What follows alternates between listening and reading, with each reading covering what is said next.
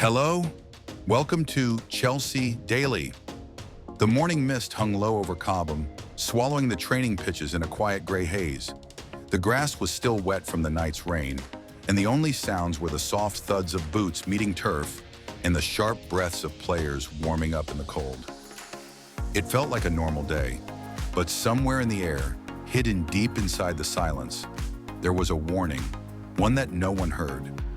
Reece James sprinted down the flank, the wind slicing past him. He looked sharp, strong, hungry, determined to fully reclaim the form he once had. Every step felt powerful, until one didn't. It happened in a heartbeat. A sudden pull, a sharp sting, a freezing pain in the back of his thigh. Reece slowed instantly, then stopped, his hands dropping to his knees. He didn't shout. He didn't fall. He just froze. Cole Palmer noticed first and ran over. "Skip, you all right?" East tried one step, just one. His face said everything. The physios rushed onto the pitch. The other players fell silent. Even the wind seemed to stop blowing as they watched their captain, their leader, being helped off the pitch. Another hamstring injury, another setback, another heavy chapter in the story of a player whose talent was unquestionable, but whose body kept betraying him. As Reece sat on the treatment bench, he whispered under his breath, "Not again. Please, not again." But the storm had already started. Ben Chilwell had been here before too many times. He had just recovered his rhythm, quick overlaps, sharp crosses, the energy of a fullback reborn. But late in a tight league match, as he accelerated past a defender, something inside his knee twisted the wrong way. He tried to keep running. He tried to pretend it wasn't real, but his body refused. He stopped, one hand gripping his knee, the other covering his face in frustration. The referee waved for medical help. The Chelsea bench sighed. Fans held their breath. Chilwell walked off slowly, each step heavier than the last, knowing the story he hated was repeating itself. In the dressing room, he slammed his boots onto the floor. "How many times do I have to start again?" No one answered. Enzo Fernandez doesn't fall easily. He doesn't panic. He doesn't show pain. But in a fierce Premier League battle, he landed awkwardly after a midfield challenge, his knee bending inward in a way no knee should. He didn't scream. He didn't even sit down. He just stood there staring at the grass. The physio knew instantly something was wrong. Tests confirmed it later. Ligament damage, not catastrophic, but enough to sideline him for weeks. Enough to remove Chelsea's heartbeat in midfield. Enough to disrupt the rhythm of the entire team. When the doctor explained the timeline, Enzo just nodded. No complaints, no excuses. But when he was alone, he put his head in his hands. Why now? When I was finally feeling good? There was no answer. After the fall of the captain, the fullback and the midfield maestro, the storm grew stronger.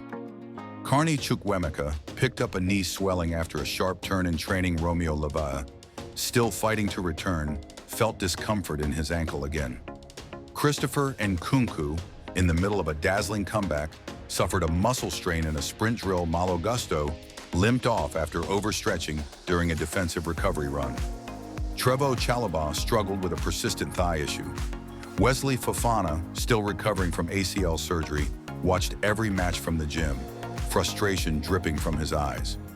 It felt like every week brought a new name, a new problem, a new doubt.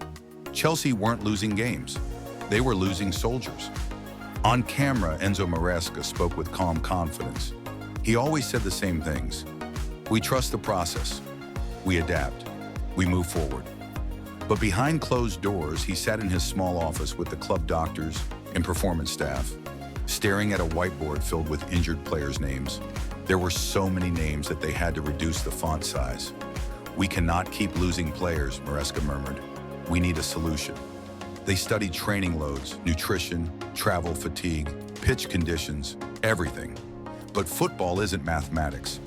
Sometimes bad luck hits like a storm, and this one was violent. The remaining players felt the weight. Cole Palmer became the creative engine, playing every match, carrying the burden of expectation. Conor Gallagher ran more miles than any player in the league, trying to cover every gap left behind. Thiago Silva, at his age, played minutes he should never have had to play. Even young academy players found themselves thrust into the fire earlier than expected.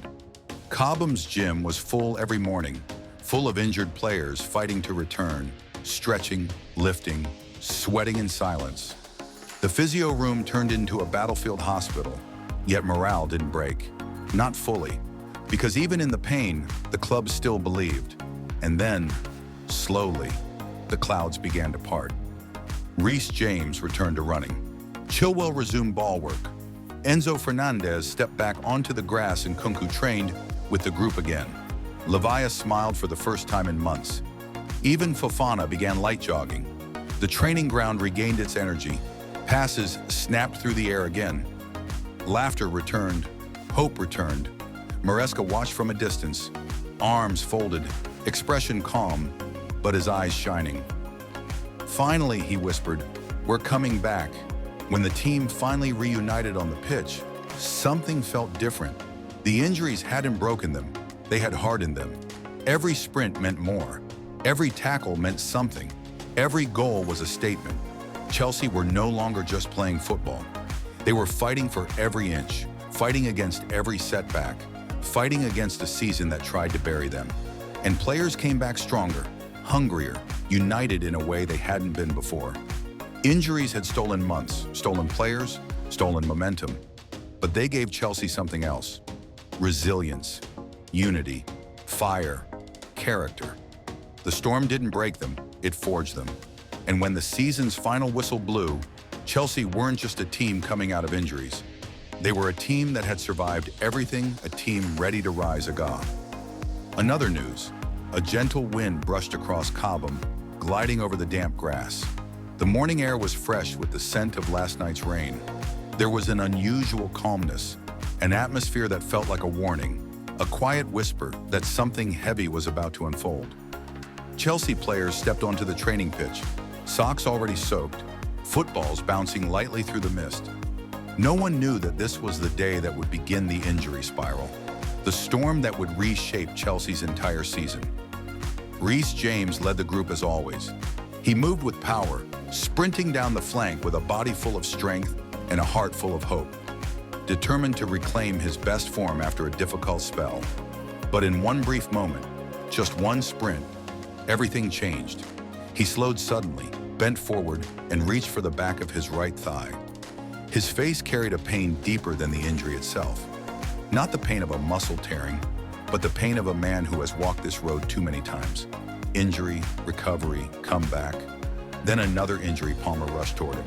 "Skip, you all right?" Reece didn't answer. He took one step, just one. Then he stopped completely. Every player around him froze. No noise, no movement, just the heavy silence of fear. The medical team helped him off. Reece sat on the bench, hands locked together, eyes fixed on the ground, silent. In his mind, one phrase echoed, "Not again." And just like that, Chelsea began to lose their physical and emotional captain. Not long after James went down, another key player followed. During a tense match at Stamford Bridge, Ben Chilwell felt a strange pull in his knee. He had been brilliant recently, dangerous on the overlaps, sharp in his movements. But as he pushed down the flank, ready to beat his marker, the injury hit him like a sudden strike. He tried to continue. He tried to ignore it, but his body refused. He was taken off the pitch. The look on his face said everything. "This again, but I won't let it defeat me." It was the expression of a player who has climbed forward twice, only to be dragged backward once by injuries. In the intensity of the Premier League, Enzo Fernandez had rediscovered his rhythm. His passes flowed between defenders like water slipping through stone. But in a heated match, under pressure from fans and opponents, fate turned in a single moment. He committed to a normal challenge. Nothing unusual. But he landed awkwardly, his knee bent in a way it shouldn't. No shouting, no rolling on the ground, no calling for help. He simply froze, then didn't take another step. He already knew. Medical tests confirmed a ligament strain, not career-threatening, but serious enough to steal weeks from him and remove the heartbeat from Chelsea's midfield. In the dressing room, Enzo sat quietly, boots off, eyes down. Why does it always happen when I'm finally doing well? There was no answer. For Enzo Maresca, the injury crisis felt like a silent war. On camera, he appeared calm, measured, composed, collected. But inside, the worry was heavy. Reese, Chilwell, Enzo, then Mudryk, Nkunku, Lavia. Training sessions felt like navigating a battlefield full of traps. Maresca spent long hours in his office with the medical staff, a long list of injured players laid out before them. The chart seemed to get longer every week. Red lines marked players unavailable. Yellow lines marked those at risk. Green lines became rare. The weight on his face grew deeper. We have to find a way. We can't keep losing players, he said quietly. But football doesn't always offer solutions. Sometimes a storm simply comes, and all you can do is fight your way through it. Thank you for watching.